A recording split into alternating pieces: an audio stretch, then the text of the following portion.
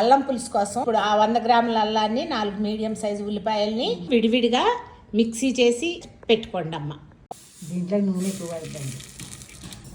తిరగమాత జీలకర్ర, ఆవాలు, మినపప్పు, శనగపప్పు వేశారు.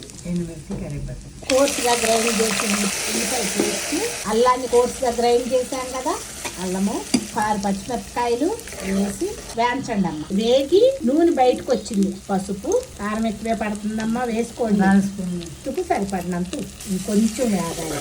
నిదానంగా నూనె పైకి వచ్చే వరకు వేయించండి. చింతపండు పులుసు వేసేస్తాం. 50 నుంచి 75 గ్రామ్స్ వరకు తీసుకోండి చింతపండు. 20 గ్రామ్స్ బెల్లం ముక్క వేసేసుకోండి. తిప్పి మూత పెట్టేసుకోండి.